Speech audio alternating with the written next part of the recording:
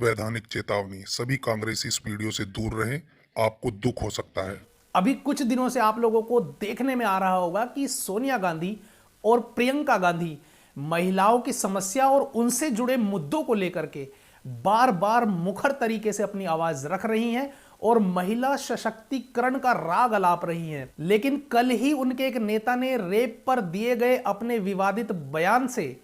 उनकी राह को मुश्किल कर दिया है। नमस्कार दोस्तों, माइलिट सोहन की आज की वीडियो में मैं सोहन त्यागी आप लोगों का फिर से स्वागत करता हूं।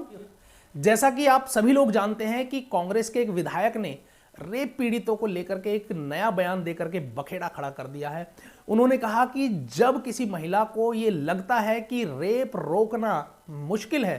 तो उसे इसका आनंद लेना चाहिए। इतनी वाहियात बात एक बुजुर्ग नेता कैसे कर सकता है, ये मेरी भी सोच से परे है। और मैं साथ ही उन विधायक साहब से ये पूछना चाहूंगा जो कि काफी उम्रदराज है और परिवार वाले हैं, उनके घर परिवार में भी महिलाएं होंगी, क्या वो अपने घर की सारी महिलाओं को बैठा करके ये बात कह सकते हैं?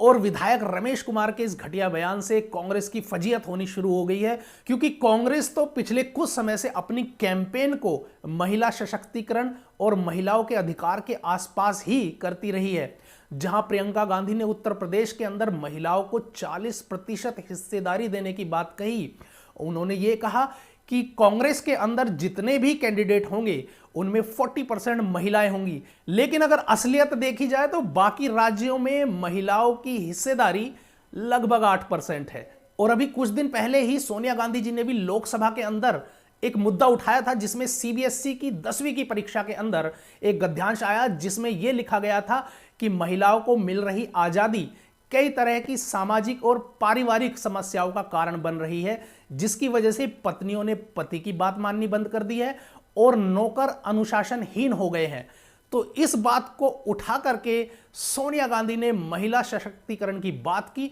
और यह वाकई में बहुत अच्छी बात है। लेकिन मैं कांग्रेस के इतिहास में जाते हुए कुछ सवाल सभी कांग्रेसियों से और सोनिया गांधी जी से भी करना चाहूंगा।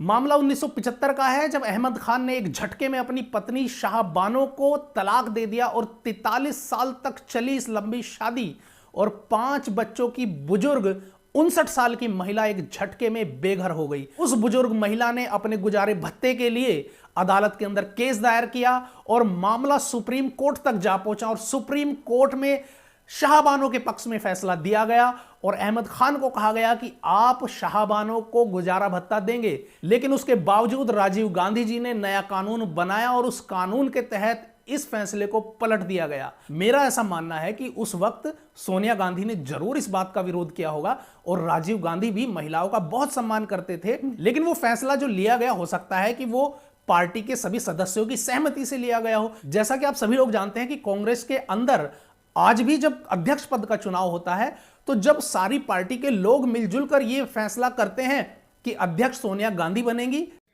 या राहुल गांधी बनेंगे, तभी ये लोग फैसला लेते हैं। तो मुझे इस बात की आज तक समझ नहीं आई कि शाहबानो के साथ जो अन्याय हुआ उसके लिए असल में कौन जिम्मेवार है। दूसरी बात, जब एक बुजुर्ग नेता ने एक महिला सांसद को टंच माल कहा था तो उस वक्त सोनिया गांधी जी ने इसका किस तरीके से विरोध किया था। और ये टंच माल कहने वाले वही नेता हैं जिनका अपने से 25 साल कम उम्र की एक महिला के साथ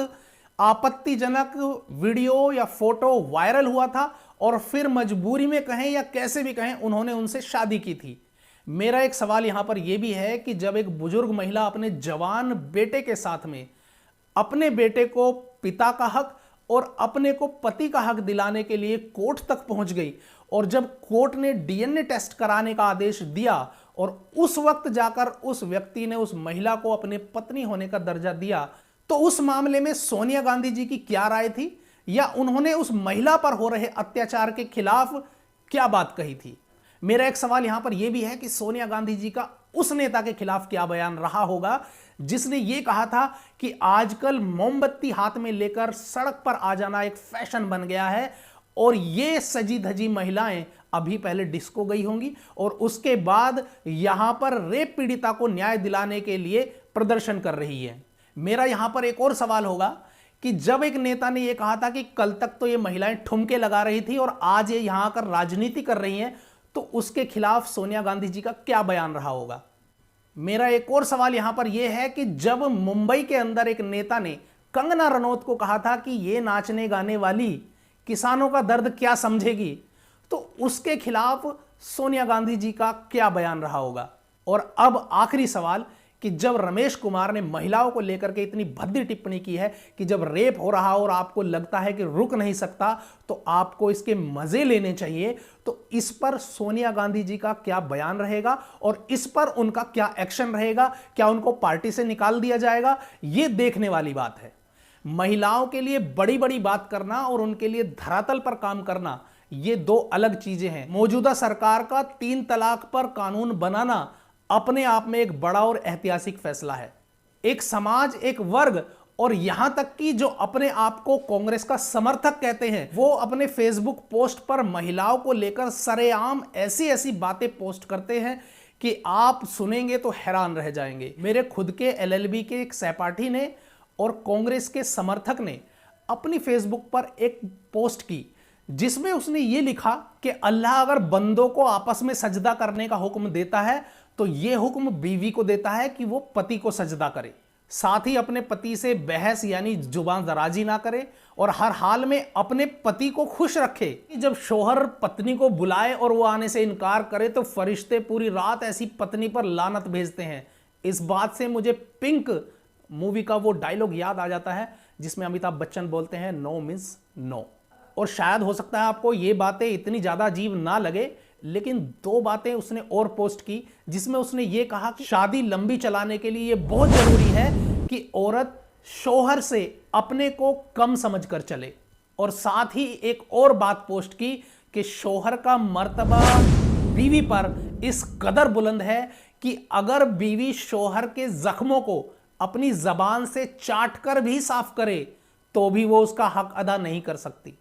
इस पोस्ट को काफी सारे लोगों ने लाइक किया, हजारों लोगों ने शेयर किया और बहुत से लोगों ने इसको बहुत अच्छा बताया। तो जब समाज के अंदर एक वर्ग ऐसा होगा, किसी पार्टी के समर्थक इस तरह की पोस्ट करेंगे, तो सोचिए कि उस समाज के अंदर महिलाओं को कैसे इज्जत दी जा सकती है। तो दोस्तों, माइलिट सोहन की आज की वीडियो में बस इतना ही। नमस्कार, जय हिंद, वंदे मातरम।